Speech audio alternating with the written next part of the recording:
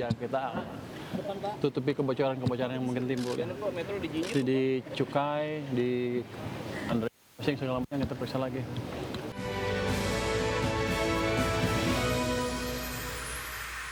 Kembali di Market Buzz, pemirsa, Menteri Keuangan Purbaya Yudisadewa tegas akan membereskan berbagai kebocoran anggaran dan penerimaan negara yang terjadi di berbagai kementerian dan juga lembaga. Pemirsa, Menkyu Purbaya siap menebang habis berbagai kebocoran anggaran dan penerimaan negara yang selama ini kerap terjadi. Fokus utamanya memperkuat penerimaan negara dengan memperbaiki tata kelola perpajakan dan cukai. Purbaya menduga potensi shortfall atau kekurangan penerimaan akan terus melebar, namun memastikan langkah-langkah korektif tengah dilakukan untuk menutup kebocoran yang ada. Selain itu, peningkatan penerimaan akan tetap ditopang oleh pertumbuhan ekonomi yang lebih cepat, terutama melalui dorongan terhadap sektor swasta, di mana Menkyu juga menekankan selain bergantung pada kinerja ekonomi, pemerintah fokus menekan kebocoran pajak dan cukai yang masih terjadi.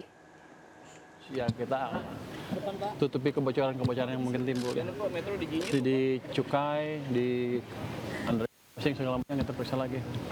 Di pajak juga terapkan yang main-main itu nggak main-main lagi sehingga kita nggak bocor pajaknya. Kalau yang biasanya pelanggarannya apa sih, Pak? Besaran gimana, Pak? Pelanggarannya biasanya apa sih, Pak? Pajak. Yang mereka nego lah sama itu, sama ininya, sama wajib pajaknya. Ya akhirnya dapat pemerintah sedikit tapi mereka bagi dua kali, itu biasanya begitu. Tapi kan nanti ke depan kita akan terapkan IT yang lebih canggih lagi. Saya harapkan akhir minggu ini Cortex sudah siap mungkin. Jadi itu kan meningkatkan lagi penyerapan pendapatan dari pajak kalau lebih efisien Cortexnya. Pak, kalau yang penangkapan besar-besaran itu dari mana, Pak, yang Bapak bilang pekan lalu di Kemenkeu itu, Pak? Apakah pajak, bea cukai, bagaimana, Pak? Yang under invoicing, yang selama ini nyelundupin, yang banyak tekstil, baja, segala macam, itu kan sudah ada nama-nama pemainnya kan, tinggal kita pilih aja siapa yang mau diport. Pemirsa, Dirjen Pajak Kementerian Keuangan memastikan komitmen pemerintah dalam memperkuat pengawasan dan penegakan hukum perpajakan demi menekan penyelewengan penerimaan negara dari sektor perpajakan.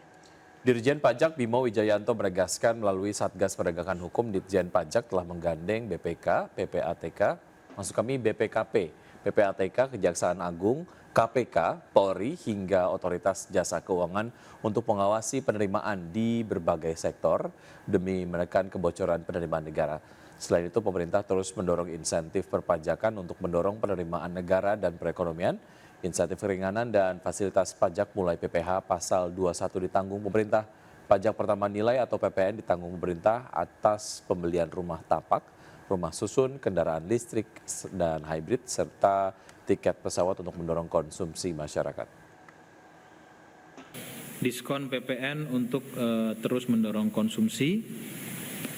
Kalau kita detailkan lagi, ada PPN yang ditanggung pemerintah atas penyerahan rumah tapak dan rumah susun.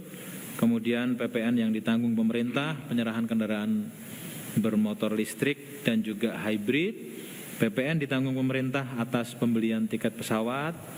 Kemudian PPh 21 yang tadi yang ditanggung pemerintah di sektor-sektor strategis, yang padat karya, di sektor alas kaki, tekstil dan pakaian jadi, furniture, kulit dan barang dari kulit, dan juga pariwisata, hotel, restoran, dan kafe. Informasi berikutnya, pemirsa, Indonesia saat ini menempati peringkat ketiga dalam ekosistem industri halal dunia setelah Malaysia dan Saudi Arabia. Iya, hal ini membuat pemerintah fokus menjadikan Indonesia naik kelas menjadi yang pertama dalam industri halal global. Menteri Perindustrian Agus Gumiwang Kartasasmita optimis Indonesia bisa menyalip Malaysia dan Arab Saudi sekaligus menjadi pemain utama industri halal dunia. Hal ini menyusul posisi yang berada pada peringkat ketiga dunia dalam pembangunan ekosistem industri halal. Berdasarkan The Global Islamic Economy Report 2024-2025, 5 negara yang menjadi pemain industri halal dunia yakni Malaysia, Arab Saudi, Indonesia, Uni Emirat Arab, dan Bahrain. Meski belum berada di posisi puncak, Menperin mencatatkan capaian Indonesia pada 2024 menunjukkan kemajuan pesat. Hal ini tercermin dari kenaikan skor tertinggi Indonesia yaitu naik 19,8 poin, sedangkan Malaysia masih berada di peringkat pertama justru mengalami penurunan skor sebesar 28 poin. Secara umum, Indonesia menempati peringkat ketiga dalam pembangunan atau pengembangan ekosistem industri halal. Yes, kita masih di bawah Malaysia dan Saudi Arabia, ya. Diikuti UAE peringkat keempat dan Bahrain di peringkat kelima.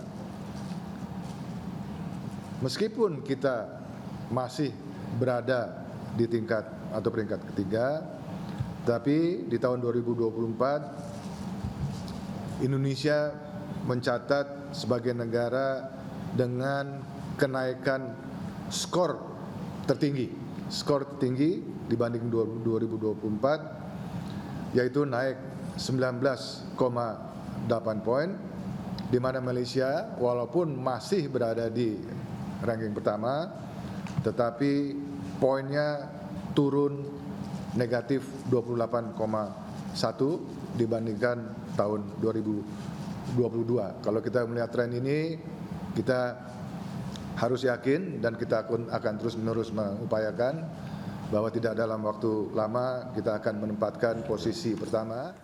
Iya, baik pemirsa, sebelum kita akhiri Market Pass hari ini, kita akan lihat terlebih dahulu bagaimana posisi IHSG di 26 menit perdagangan pada pagi hari ini. Baik, di sini kita lihat IHSG sejauh ini melemah 0,53% atau melemah 47 poin ke 8.190.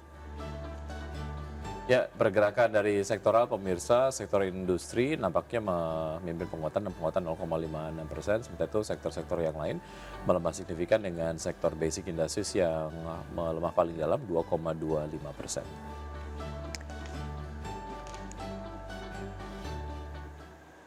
Iya, baik pemirsa, 60 menit sudah kami menemani Anda dalam Market Pass. Semoga pembahasan hari ini dapat menjadi referensi dan sumber informasi untuk Anda. Tetap perbarui informasi Anda hanya di IDX Channel, Your Trustworthy and Comprehensive Investment Reference. Jangan lupa untuk menyaksikan program First Session Closing yang akan tayang pukul 12.00 WIB. Karena urusan masa depan harus depan, aku investor saham, saya Wiki Adrian. Dan saya Rosalyn Chiu, pemirsa kami pamit undur diri. Terima kasih dan sampai jumpa.